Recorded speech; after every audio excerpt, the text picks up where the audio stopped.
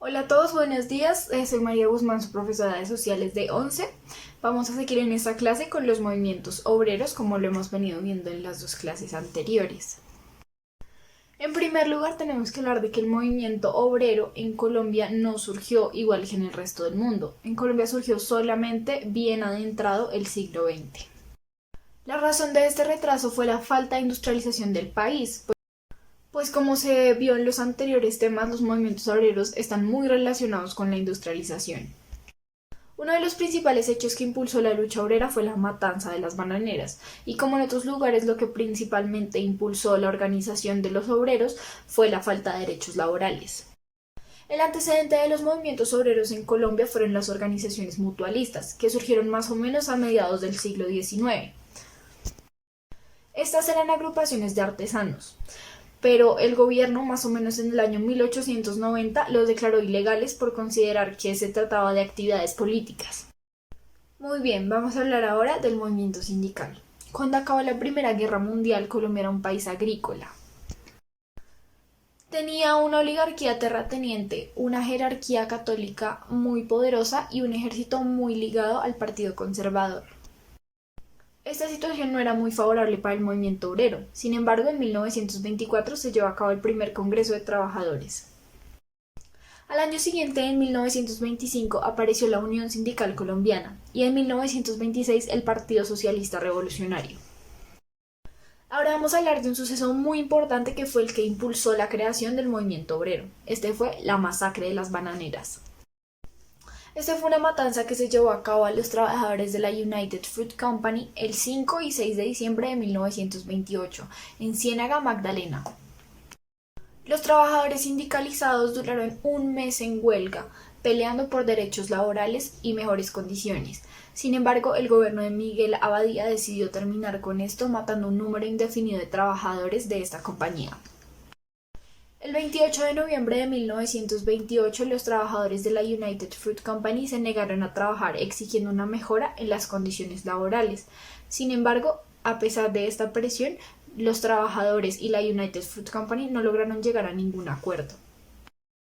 Esto terminó en un baño de sangre, pues el 5 de diciembre de 1929 los soldados colombianos dispararon sobre la huelga pacífica que estaban haciendo los trabajadores de la United Fruit Company, hiriendo y matando a muchos. Uno de los principales problemas era la salud, pues la compañía United Fruit Company decidió que no iba a contratar a los obreros directamente, sino que iba a hacerlo por medio de empresas de intermediación. Esto hizo que no se respetaran las leyes laborales que empezaban a regir, aquellas que trataban del sueldo, de la salud, de la ayuda a los enfermos, entre otros. Las condiciones laborales de los trabajadores eran terribles. Hasta 7 personas dormían en un cuarto de 3 por 3 y ponían hamacas una encima de la otra para que cupieran todos. Los campamentos no tenían agua potable, duchas o ventilación. Un año después del huracán de Sevilla, los trabajadores se organizaron y elaboraron un pliego de peticiones con 9 demandas específicas. El 6 de octubre de 1928, una asamblea de la Unión Sindical de Trabajadores del Magdalena en Ciénaga aprobó unánimemente el pliego. Solicitaron a la United Fruit Company y a los productores nacionales 9 demandas, las cuales fueron estas.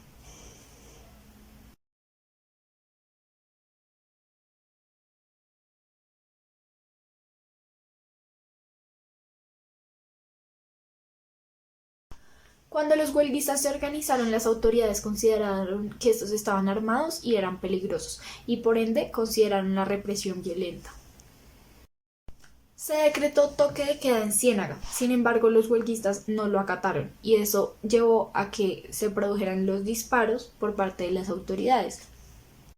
Se dice que el general Cortés Vargas fue quien ordenó a sus soldados disparar a los huelguistas que estaban manifestando su protesta pacíficamente.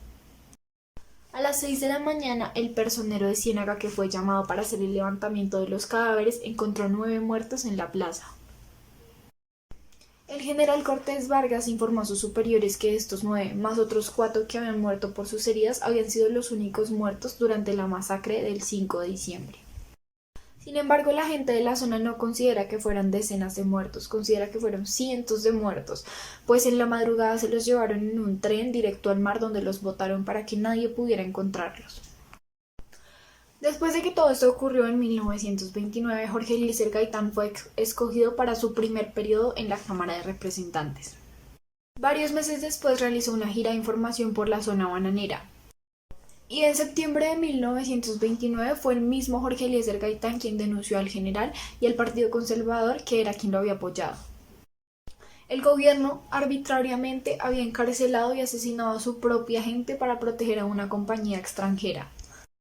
Una compañía que había corrompido totalmente a las autoridades colombianas y había creado su propio estado dentro del estado. Después de esto, en Colombia se empezaron a organizar grupos sociales y movimientos obreros inspirados en la lucha de estos huelguistas.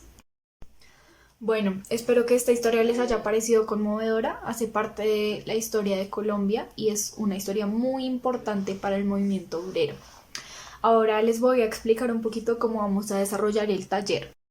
Entonces el taller va a estar compuesto de 3 puntos. El primero nos lo tienen que enviar por una nota de voz por WhatsApp, lo vamos a recibir por el grupo que hemos creado con ustedes, la profesora Vanessa y yo.